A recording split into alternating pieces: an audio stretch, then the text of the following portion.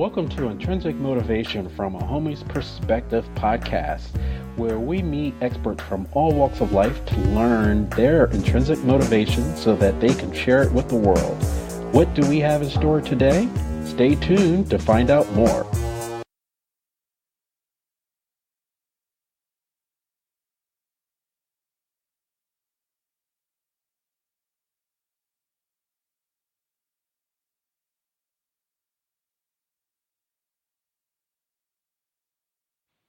Good morning, good evening, good afternoon, everybody out there in podcast land. This is another episode of Intrinsic Motivation from a Homie's Perspective. This is Hamza.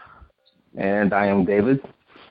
And really excited to speak with our guest today. We have a little similarities in that he has extensive background in engineering, research, design, construction, manufacturing. So definitely a fellow propeller head. And he has a book that he has written, and he has over 30 years. It's a work in progress. For over 30 years, he's interviewed a lot of scholars, over 40 scholars over the 30 years, and he's really addressing the school system. The title of the book is Darwin's Replacement, Introducing the Godly Science of Atomic Biology as the Replacement for Darwin's Theory of Evolution. And he's saying that all of us poor children that went to public school learned the wrong thing. We are being taught fake science. So without further ado, I'd like to introduce Tom Rogers to the podcast. Welcome, Tom. Good morning, and good afternoon, and good evening, I think is the way you often start, because you don't know when people are going to listen to your podcast, right? Absolutely. So welcome. And yeah, you're talking about we'll get into your book, but you're proposing that most science that we learn in school, for people that were actually paying attention and didn't fall asleep in science class, you're saying it's a bunch of balooey. Well, we should narrow that down a little bit. It certainly isn't all science. It's just the idea that evolution is the cause of life, and I think we've proven that it's not. And it's interesting how long it really took to get some solid evidence that it can't do the job. But the 3 Nobel Prize winners for chemistry in 2016, they got the award for developing over a 33-year period some really, really simplistic little molecular machines. Like they had to make atoms into circles for little wheels, and then they had to put an axle through there and put on another wheel, and they're just using really small numbers of atoms. And then I found that they have to work on a solid gold surface, and once they get something built, they have to stimulate it with ultraviolet light. So it's so far more simplistic than the molecular machines in our cells that it really proved that mankind, with all our vast accumulation of science knowledge and sophisticated equipment, we don't have anywhere near enough intelligence to build the kind of molecular machines that are built into our cells every day. So that was really the clincher. Now, there are many other things that we had developed that showed that evolution can't do the job of building cell parts in us. But this I felt was a real clincher, and I talked to another brilliant fellow down in Rice University who got into this about 11 years ago, and he's built a few really simplistic units as well, but just really proved that we don't have anywhere near enough intelligence to build cell parts, and so it takes superintelligence, and we only know one source of that. Mm-hmm. So that's where this comes from. Certainly not all. I'm not saying all science is fake. I'm just saying that the idea of evolution as a cause of life is not. It isn't the cause of life. We believe in evolution in that there are mutations, but even mutant cells have to be constructed. And here's what I added to the book just recently. We talked about just before the show.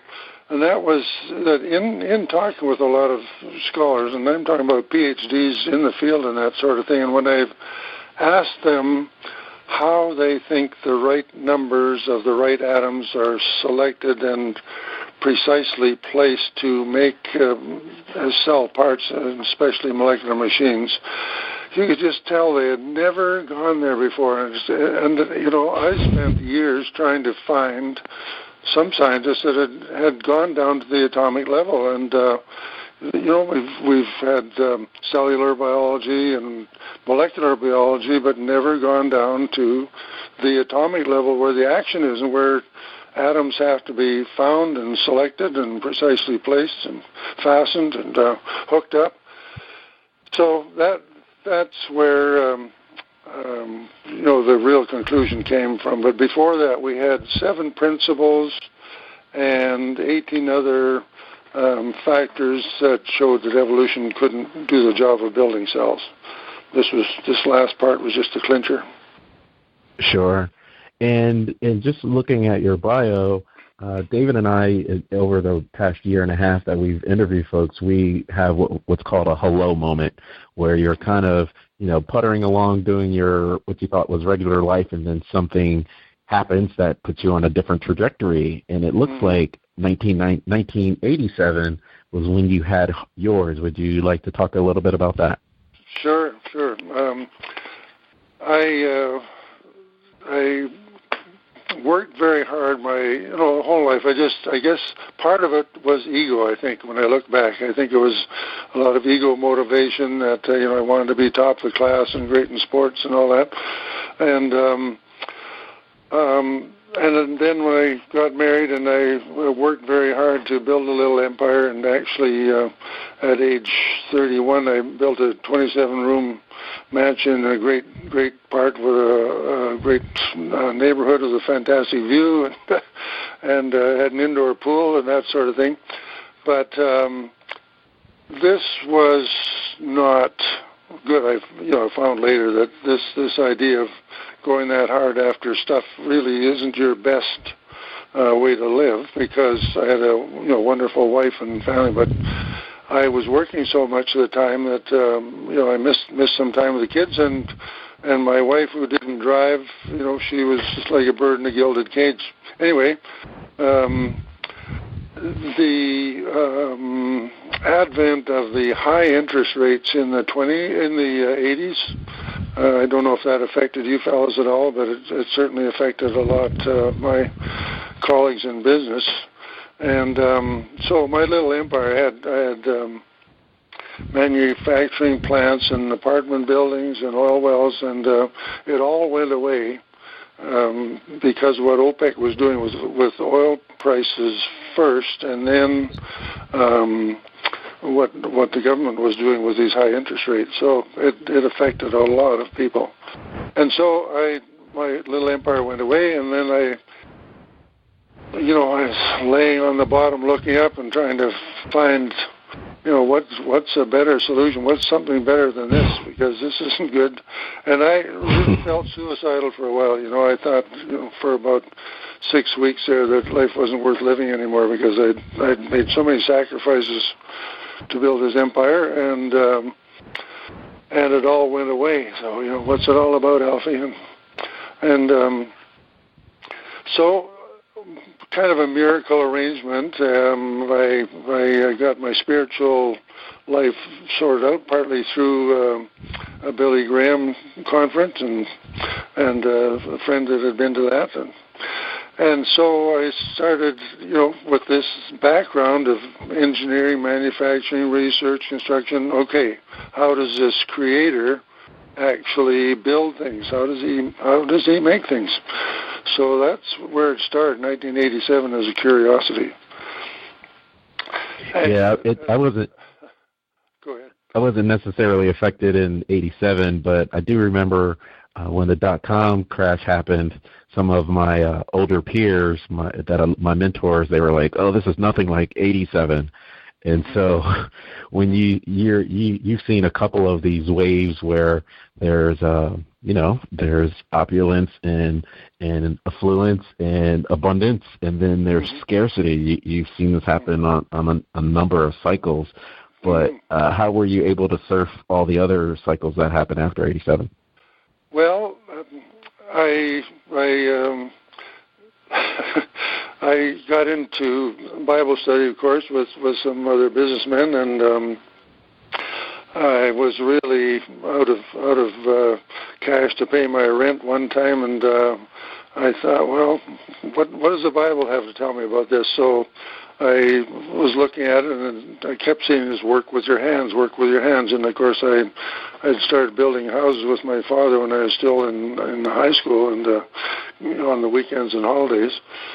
And so I put a little note up on the bulletin board in the laundry room of this apartment building I was in, and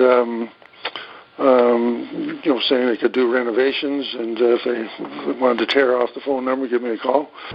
And so I put that up there at midnight one night, and by noon the next day I had my first $2,000 contract for doing some renovations. So that kind of kept me going, and then things started coming together again, and I had some good contacts, and we got into some other bigger projects, and but I've learned to give the wife and family more time as well, and that I should have known before, but was too focused on growing. And so I know you fellows are interested in motivation, and what I really learned was that you do have to keep a balance, because you can get out of balance one way or another, and it's not good. I have a friend of mine. Sure. There's a friend of mine, and I'm a fellow entrepreneur, so I remember he pulled me aside a couple of years ago, and I've had a couple examples, but I think this applies what you're saying as far as splitting time. And he was like, Hamza, you don't want to have that purple tattoo. And I was like, what do you mean, purple tattoo? And he's like, if you ever go to the beach, you'll see a bunch of men that have this nice little purple line under their heart, and that's it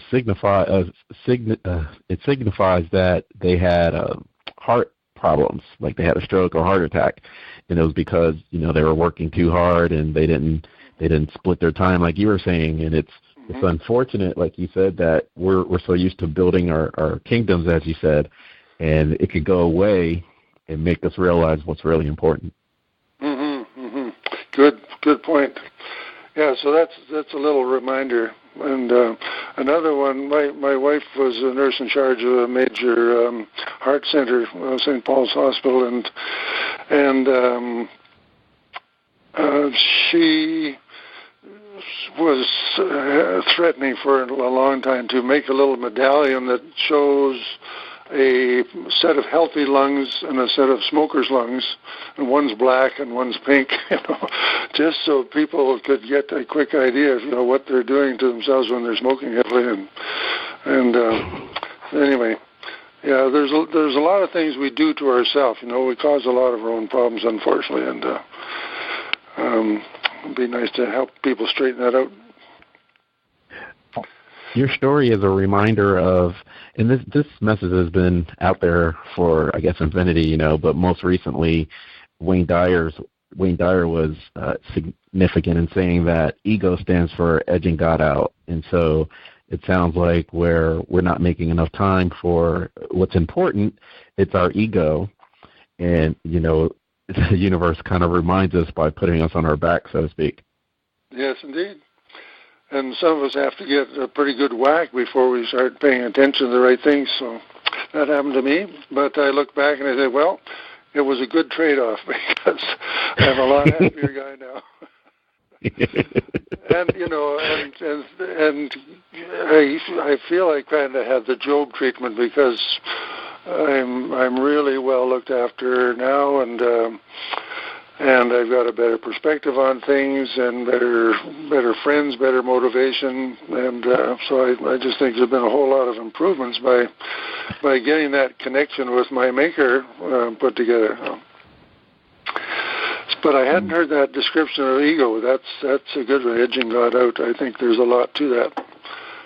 And maybe part of our problem is that, again, today we're, for the most part, pretty comfortable, and we don't think we need God. And that I spent the first 4 decades of my life kind of feeling that, and giving Mother Nature the credit, and just not really thinking about how my food is made reliably for me and that sort of thing.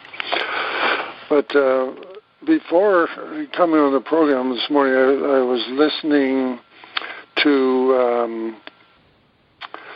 one of your podcasts with Janet Colbert on the opioid crisis, and I had just had some conversations in this past week with some people about natural cures.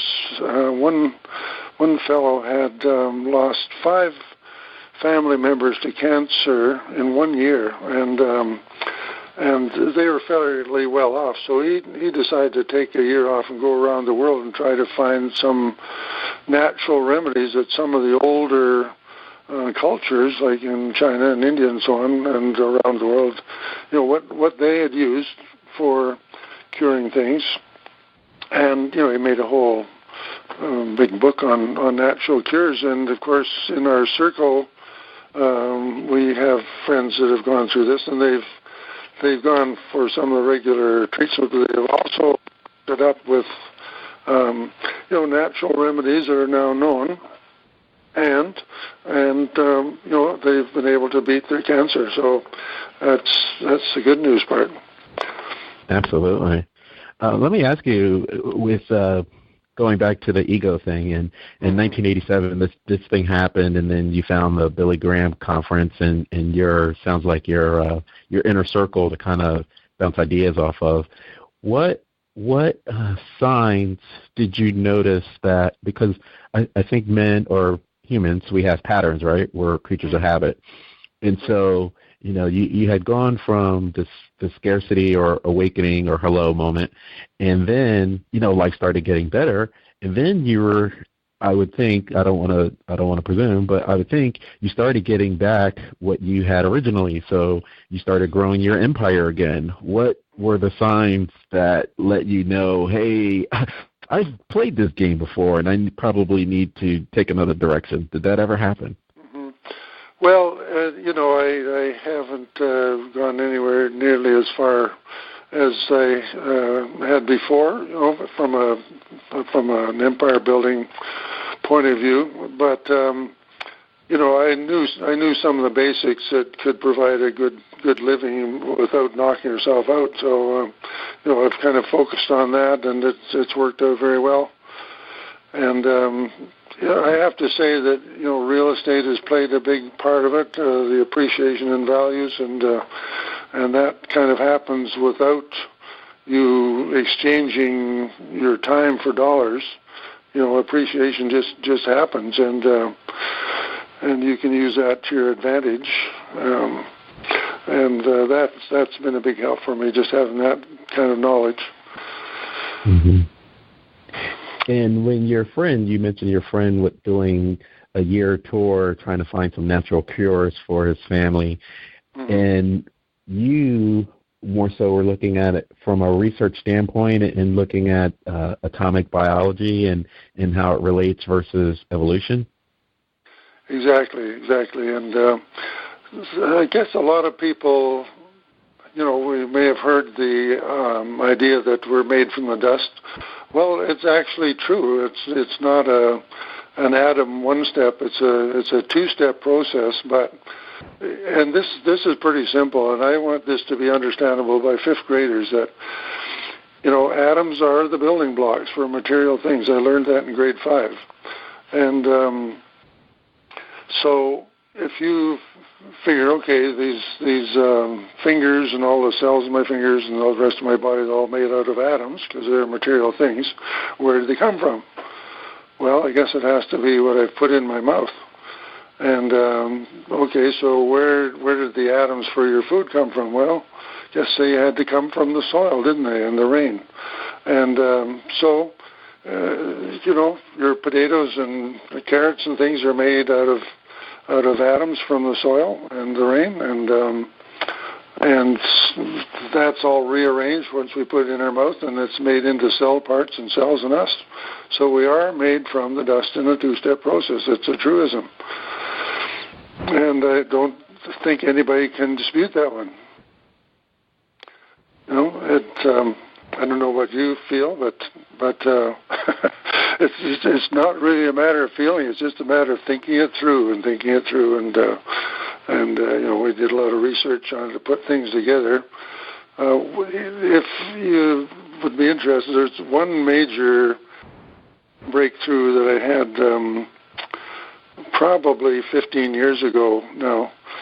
I was reading about our blood, red blood cells, and a fellow by the name of Pallister was studying this, and he determined that for a 150-pound male, we get about 2.3 million new red blood cells every second, because we've got to get a whole new batch within about 120 days, because the old ones wear out, and you know, they don't absorb oxygen in our lungs and give it up where they have to and take away the carbon dioxide. So that was the first number, 2.3 million new red blood cells per second, 24/7. Then another fellow by the name of Tortora, who was studying red blood cells, said that each new red blood cell has about 280 million molecules of hemoglobin.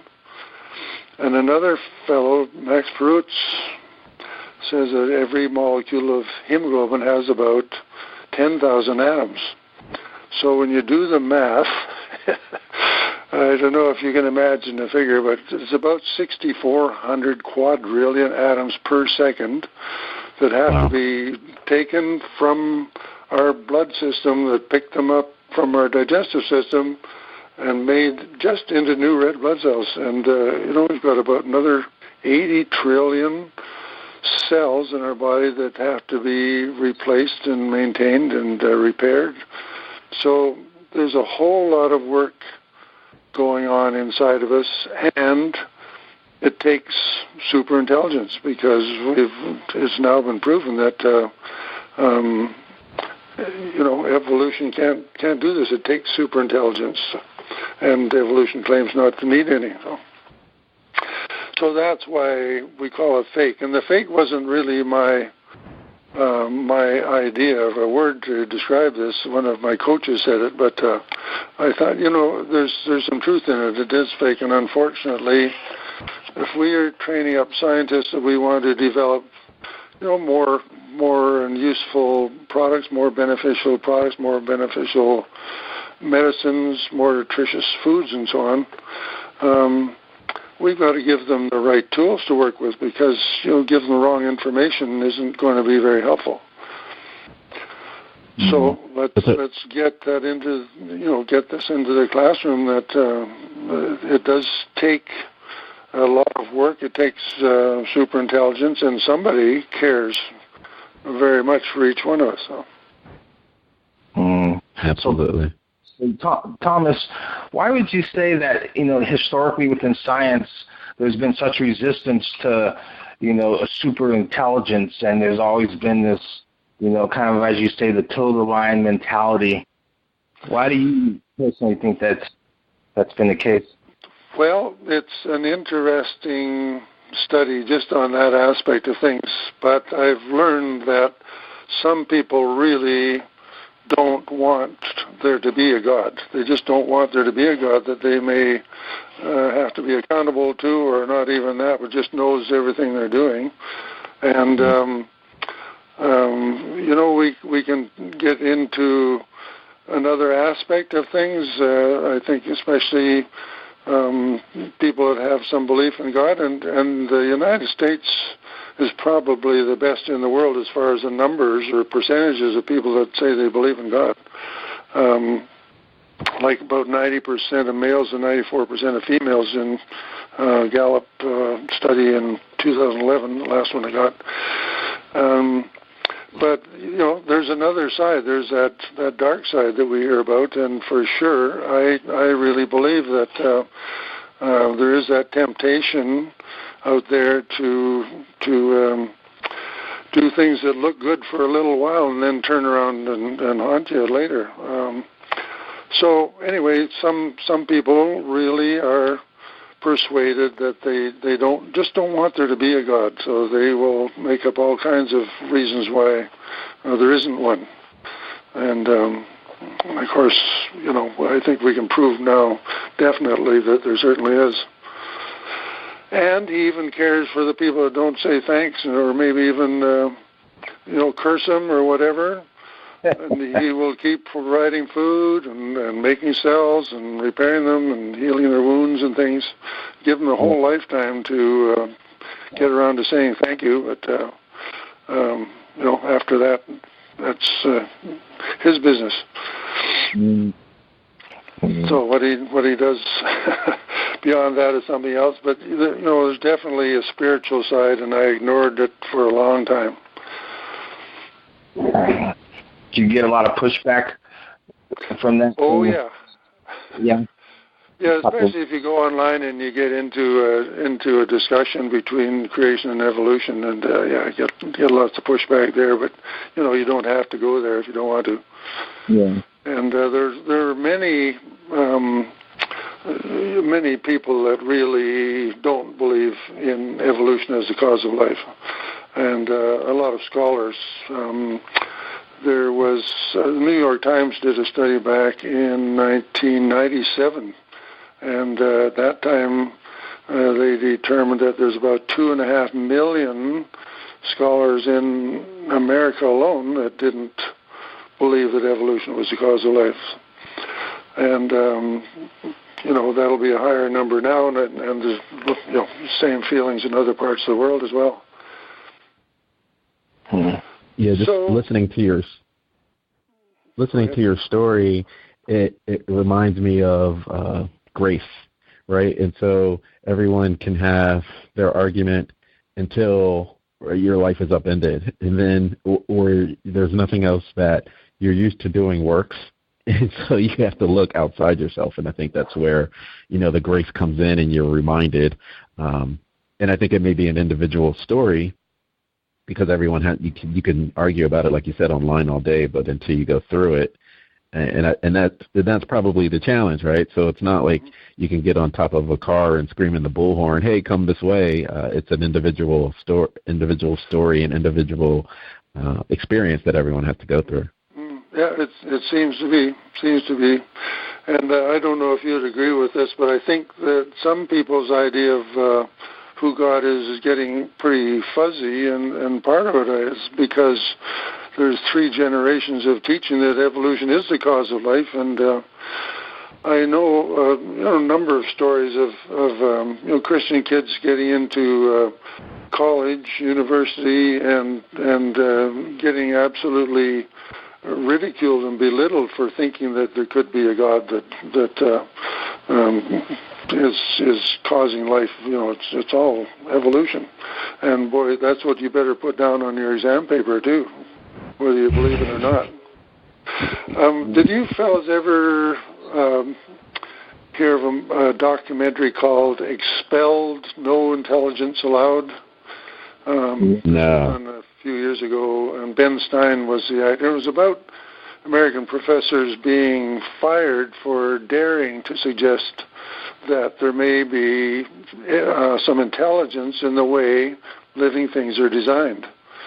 So they didn't just get a rap on the knuckles for bringing this up in their class. They got fired right out the door. And so there's really strong feelings on that side, and there's some deep pockets to back them up. And they will take teachers and school boards to court and run them out of time and patience and money, and they give up. And often the teacher, if he's raised in a public school, raise this idea that maybe there's some intelligence in the design of things. He has to find another school. Often it'll go on to a Christian school or something like that. So there's a really heavy arsenal working to keep evolution as front and center as the cause of life, and it's wrong. I think we've proved that it's definitely wrong, but we're just getting into that, and it's not a widely, these facts aren't widely known yet. Certainly, the Discovery Institute in Seattle, Stephen Meyer and his group are promoting intelligent design. They don't want to give God the credit as a designer. They just say it's an intelligent agent, and I guess part of it's because of this separation of church and state idea. So we've had to say, look, God is not the church. A church can be for Satanists, for Mormons, Jehovah's Witnesses, Catholics, Protestants, cults. God is not the church, so don't confuse the two. And then we've got a chapter for each of United States and Britain and Australia and Canada, how God is involved in the governments already in their, like your declaration on the currency and one nation under God and God bless America and on war memorials and so on. God is sprinkled throughout government in all those four countries.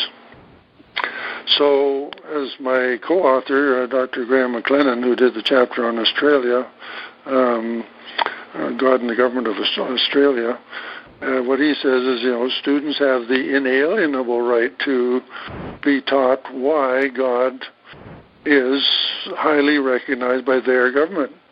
And, I have to agree with that, but it's certainly not happening. It's going the other direction. I think God's being removed as far away as possible from the education system. So I don't know if you see that in your area as well? Well, that actually was one of my questions because I guess as a guy I'm used to categorizing. So listening to you in 1987 was huge in the spiritual community. There's a thing called the cosmic convergence. But where the categories come in, listening to you talk, I was thinking of scientists like Greg Braden or Brian Weiss.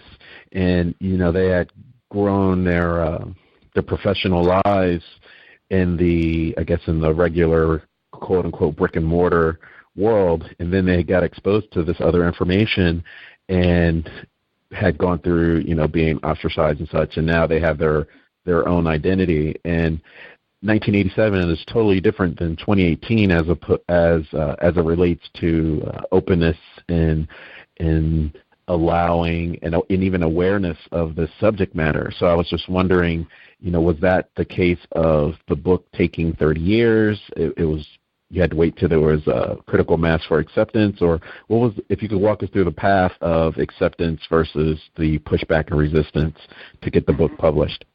Mm-hmm.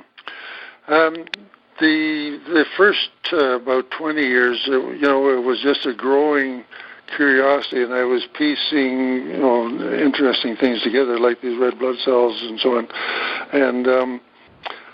And then about 11 years ago, I realized, wow, this stuff should be written down somewhere because I'm not finding it anywhere in the science books. And so that's when I started writing. I started with a movie script because I figured, picture's worth 1,000 words. But then, looked at the details of it, and movies are expensive to make and they're expensive to promote, and they don't often last very, very long.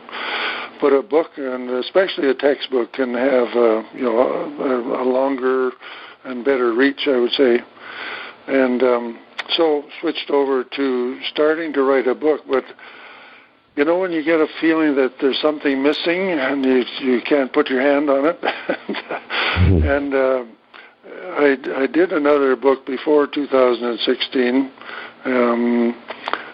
with a lot of the same information in it, but in 2016, when these Nobel Prize winners, got that award for making these really simplistic little molecular machines compared to what's in our cells, that's it. that is the holomoment. That's the key right there. So it really proves that mankind doesn't have enough intelligence by a long shot. Evolution doesn't have any, so that's out of the picture. And so it's got to be a super intelligence that does this work. And so we're really going a step beyond the intelligent design folks. And I'm a member of the Discovery Institute, and we're going to an insider's briefing next month with them. But I know that one of these days, very shortly, I've got to sit down with them and say, look, we're going down a similar road, but I am not holding back on talking about who the designer is, and beyond that, design is a design. Now you've got to build something. You've got to take the plans and build it. So that's what we're doing. We're talking about not just the intelligent design, but the super intelligent work that is essential for building cell parts in us. So that's the difference there. And often, I actually pray about this, say, God, why is this taking so long? And I'm not used to things taking so long. I like to make things happen now. But anyway, I also remember reading that His timing is best, and as time goes by, more and more pieces are put into the puzzle, and I think we've got a full picture now, and that was kind of the last piece dropping into place with these Nobel Prize winners. But there was one other thing that I've added since then, and that is, after talking to these scholars that don't, they just haven't gone down to the level where atoms have to be assembled. I thought, okay, well, what can I do? Because when I asked them this question, how do they think it gets put together with atoms? Their guesses are so bizarre that you can tell they need help. So I decided, okay, let's compare building a cell, which is incredibly complex, with building a birdhouse, which is something we can all understand. And so for building a birdhouse, you have to decide what you want it to look like when you're finished. You have to find the materials that you're going to need. You're going to have to find some tools. You're going to have to get your materials delivered to the construction site where you're going to make this thing. And all of these steps have to go through, have to be gone through for a cell as well. All the right numbers, the right atoms have to be available, and that can just be through a bloodstream, so there has to be a bloodstream at your cell construction site, and so on. But I figured, okay, if we can get them to understand that it takes intelligence to build a birdhouse, then we'll take them the next step to building a cell. Well, that's kind of how that part developed, and now we've just got this Darwin's Replacement book out there, and we are pleased to have people like yourself that are interested in talking about it a little bit on the air, and we'll see where it goes. But it's going to take a big push, and it might not totally come about in my lifetime, but hopefully we'll get some textbooks into some Christian schools at least, and maybe get some traction. Like, I want to talk to some of the leaders in education, especially science education and government in general, about allowing science to go where the evidence leads, without restriction and without reprisal. And that should be a no-brainer. It should never have been any other way, but it is, unfortunately. Mm-hmm. Like I say, there's huge resistance to bringing anything but evolution to the table in public schools and universities as a cause of life. So, there's a huge factor to overcome there. But if people will settle on truth, and something else we're doing is collecting sheets of what I call science agreeables, and that's a number of points of science that any honest scientist really has to agree on, and that will be backup. But and that's the next steps to get a bunch of those out there, and we do have a number of endorsements from scholars, so it's beginning to grow, and we just have to keep at it, keep the motivation, and it's such a motivation for me now. It's like an obsession. I don't see dropping it. I don't see dropping it at all. And a worthwhile cause. And I was going to mention that I listened to part of the interview you did with Janet Colbert on the opioids. Yep. And a lot of what she, at least the part I listened to, was about prescription drugs being over prescribed. But I think that the kids that get into pot and meth and other drugs that aren't legitimate do that partly because they may be depressed or they feel hopeless and they need some kind of relief from not feeling right about themselves or whatever. So I'm hoping that once kids get the understanding that they're not descendants from a monkey group, and that there is somebody that really does care a lot for them and works very hard for them every second of every day, that they may not, feel so depressed, especially if they can, get to understand that they are certainly worthwhile and cared for, and there's a plan for them for their life that they can tap into. So that's and David and I. Aspect. Oh, absolutely. I know David and I, we always say that there's no accidents. So there was no accidents that you were listening to the Opioid Crisis podcast. And I think the correlation that it brings up my next question, because we were speaking with Janet about developing think tanks and lobbying for certain rights, and I didn't know the extent of Discovery Institute in Seattle, if it's developed as a think tank, and are you looking at lobbying to get this into the school systems? Well, the interesting thing with the Discovery Institute is that they're not trying to get intelligent design into the school system yet. They just want to have the right to have evolution fully discussed, including its shortcomings. And now there are 9 states that are allowing that. Like Louisiana was one of the stronger ones, and they've just had their 10th anniversary since they passed this ruling that evolution could be discussed fully, but not intelligent design. You can't talk about that. And that's part of their law, right?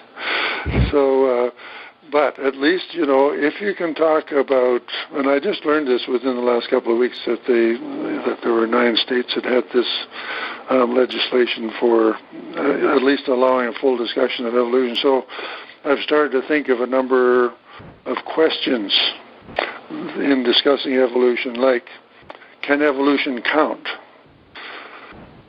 And I think it takes some intelligence even just to count. But here's an example of how critical counting atoms and the right atoms is to us.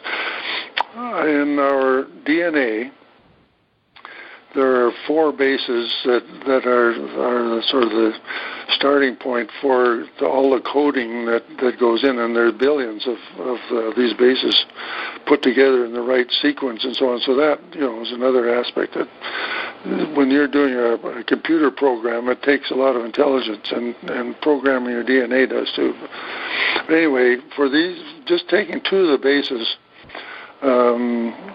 adenine is one that has 5 atoms of carbon, 5 atoms of nitrogen, 5 atoms of hydrogen.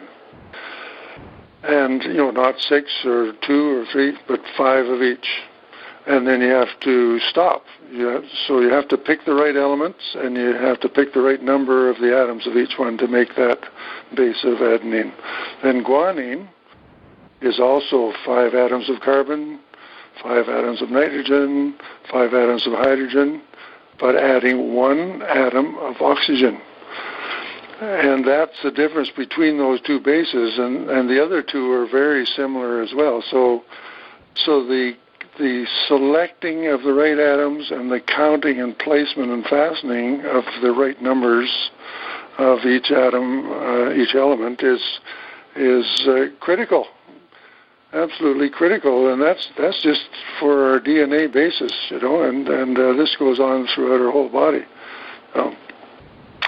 So evolution's got to be able to count, it's got to be able to select the right elements, and it's got to be able to place them in the right place and at the right time. And then we get into putting these bases in sequence for our DNA, and it's another absolutely brilliant program that is way beyond anything that evolution could do. So as far as we're concerned, it's falsified, but getting it accepted as falsified is a whole different story. It's a major challenge. Sure. I have a question with regards to intelligence and the atomic biology about in 2018, there, at least on the technology side, there's a huge conversation about artificial intelligence, and I wanted to know in 2018 what role does is it currently playing, or what do you see as its role in the future of this developing? Well, I would say that it will definitely play a role. We are again talking about intelligence, and of course it takes a huge amount of intelligent effort to put some of these computers together, and they're getting very, very fast and very sophisticated. But it's not happening by natural selection.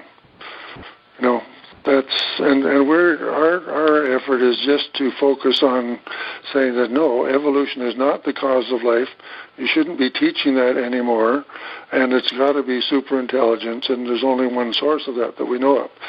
And see, if we got these scientists that got the Nobel Prize to get to the point where they actually could build one of the several molecular machines that goes into each of our cells, now they would need to put that in equipment to work inside of us to build the cells, right? So that's not going to happen. So as far as living entities are concerned, they won't be doing that artificially. Now, if you start with some living cells, and you can influence them, like you can play with the genes and that sort of thing. And I think there could be some real dangers there, but we're going that direction. So it's definitely a possibility that and it's not just a possibility. We are already altering parts of things that are already alive, and I don't particularly like that idea, but if there's some health benefits, maybe it'll be a good thing. So I'm thinking about all this gene manipulation that is currently happening. You do see it in the scientific community. You also see it with food production. A lot of previous generations remark of, we didn't have apples the size of pumpkins in the store, so there's obvious manipulation going on there, and I guess there would be an argument of you can't do these tests on a human, but you could do a test on a clone, which is kind of a human. Mm-hmm. So it's a whole nother Pandora's box that gets opened, and I don't know how far you guys are willing to explore it. Mm-hmm. Well, that will be another investigation, I would say, in the not-too-distant future for us. But in the meantime, we've got to, raise some funds and hire some more people and so on to proceed with some of these. But one thing we know that we'll be able to do, just for example, and that is to let's say that you have a number of oranges, different types of oranges, and some of them are a lot more nutritious than others, and so you do a good analysis of exactly what combination of atoms you've got in the really nutritious oranges, and then you go to the orchard and you analyze the soil, and you find in the where the best nutrition is coming from, the soil's got all the right ingredients, but some of the orchards don't have all the ingredients they should have. But now you know what the best oranges need, so you can make a fertilizer with the formula to top up that particular orchard soil, so that it does have all the atoms available to make the best oranges. So that would be one thing. I think when it comes to our own healthy cells and unhealthy cells, we can look at the ingredients in the healthy cells, and if there are some things in the unhealthy cells that are getting in that shouldn't be, then you can work out a way to block the wrong ingredients getting into unhealthy cells, or you can top them up if they're lacking something. You can add those to those cells, add whatever's missing. So those are a couple of examples where this can lead to. So we can help in nutrition, agriculture, aquaculture, probably medicine as well. And yeah, these are a few of the areas that will be improved, I think, by atomic biology. Mm-hmm. And I do want to thank you for letting us know and letting the audience know about documentaries. I'm a big documentary fan, and you were talking about Expelled, No Intelligence Allowed, correct? Mm-hmm, that's right. Okay. So I wanted to, of course, do the law of reciprocation and let you know about the documentary Gas Hole. Have you ever seen that? I haven't seen that one. Yeah, Gas Hole is pretty good. It was talking about how it was talking about the oil industry, or petroleum, and they were saying in the 30s and 40s scientists were developing cars that can get 40, 50, 60 miles per the gallon, but but big business kind of put the kibosh on it. It's there is some propeller or tinfoil hat talk about it. But, today, finally, 70, 80, 90 years later, we have these cars that can go 40, 50 miles per gallon, and we think, oh, wow, this happened yesterday. No, this has been happening for generations. That's right. So I bring it up to ask you, what would you mark as a level of success in? I mean, it's been 30 years that you've done this. You have the book out. You have the Discovery Institute. What would be the next level of success if you had a chart to say, okay, this is a check mark, and we're happy with the way things are going? So, first of all, I think just that basic idea that science be allowed to go where the evidence leads without reprisal. That would be one first step. That would be good. Then if we can get, and we'll probably modify this Darwin's replacement book to make it into a textbook, and so if we could get those into Christian schools, that would be another step. And we have to go where the path of least resistance is, and then we can keep praying that science will be led by people that want truth in science and what they're teaching their students. It shouldn't even be a question, but it is. It's a big one, and so that would be the progression, I would think. Just getting the allowance for science to go where the evidence leads, which should never have been anything else.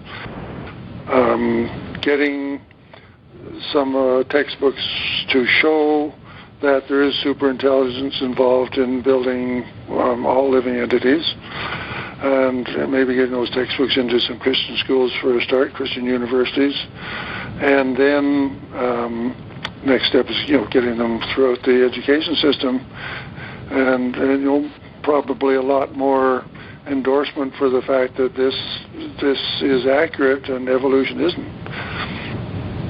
Mm-hmm. That's what I see as at the moment anyway, as the steps to go through here. Mm-hmm.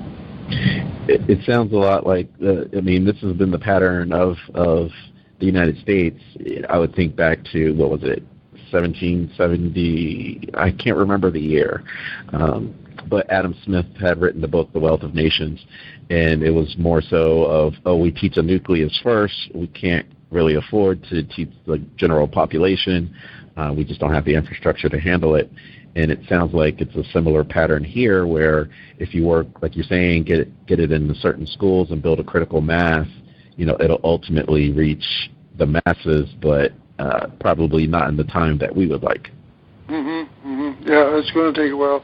Discovery has been at intelligent design since 1996, and so far they've just got 9 states to accept the idea of discussing evolution fully, and so that's a kind of a step at a time that they're taking. And like I say, they don't really want teachers trying to teach intelligent design because they don't feel that the teachers have been prepared for it yet. So yeah, it takes a long time. There's one expression in the science world that says, change happens one funeral at a time. As the old guard dies off. And it really seems that way sometimes, it really does. Yeah. But, hopefully we can bring some more intelligence into that aspect of things. Sure. Oh, my God. I think I laughed too hard at that one. I'm sorry. Oh, dear. David, I'm sorry, I took over everything again, but do you have any other questions for Tom? No, I was just simply going to ask if, Thomas, did you have any other books on the horizon that you're thinking about writing? I can see some that, like doing some textbooks will be another step, and that will be, that'll be helpful. But I think there are some aspects of this that I would write a little differently in the next book as well. So there'll probably be another one, just with a little different approach, knowing what I know now. After talking to a number of scholars and finding that they for whatever reason have not gone down to this level. I could see why the evolution crowd wouldn't want to go to the atomic level, because you can't look at that without realizing there's some choices, decisions, and physical works that have to be done with atoms to build these parts, and it's got to be it's beyond man's intelligence. So they don't want to go there, and maybe that's kind of been why the education system hasn't gone there, because the evolutionists don't want to go there. But the truth has to come out sometime, and so we're just going to keep working away at that aspect of it. One of the lines that one of the evolutionists say is, we dare not let a divine foot in the door. And that's kind of the attitude. They just put a wall up, and they do not want any idea of superintelligence or God in the picture. And to me, that's got to be a conspiracy, and it's certainly anti-science. Yeah. And they've got to be called on it. And so I again go back to Janet Colburn and what she's working on and making. Step by step, and that seems to be what it takes, just determination to get the right answers out there. Absolutely. And with the consistency, if you could let everyone know where they can find your book and how they get in touch with you, and also if you could leave some information on the Discovery Institute in Seattle as well. Okay. Where would you like me to put that? I know that. No, if you could just tell our audience. Okay, so if you go on to darwinsreplacement.com website, or we've got a couple of others. One of them is atomicbiology.com and realityresearchanddevelopment.com, or just realityrnd.com, and there should be a button there to hit for Amazon, and you have the book delivered. And they're now printed in Australia and Britain as well as the United States. And the Discovery Institute is in Seattle. You can Google them, and they've got a lot of really good information there. Like they've been at this as far as an institute's concerned for 22 years now, and so they're ahead of us from that point of view, and they have a lot of interesting information. But we hope to make some cooperative arrangement with them, actually. And they have other aspects of their group too, the Center for Science and Culture, and they do a lot of civic planning ideas work, and it is a think tank for that sort of thing. Mm-hmm. So they're a good outfit. Fantastic. And you have just been in tune to another episode of Intrinsic Motivation from a Homie's Perspective. This is Hamza. And I am David. And Tom, it was a pleasure. Let's definitely stay in touch. Very good. Love to do that. Thanks very much, fellas. Appreciate the opportunity. Thanks for being here. Thank you. Okay, great. Talk to you again. Cheers.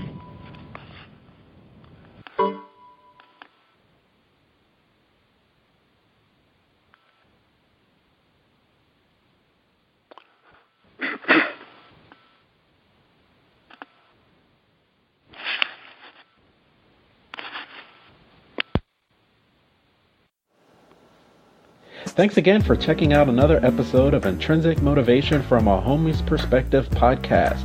Please check us out on our website at intrinsicmotivation.life, where you can click on the Speak Pipe button and leave any suggestions for future podcasts that you'd like us to cover. Also, check us out on our social media sites. We have a YouTube channel, Facebook page, iTunes podcast, in addition to Stitcher and Google Play, all under Intrinsic Motivation from a Homie's Perspective. Check you out next time. Have a great day.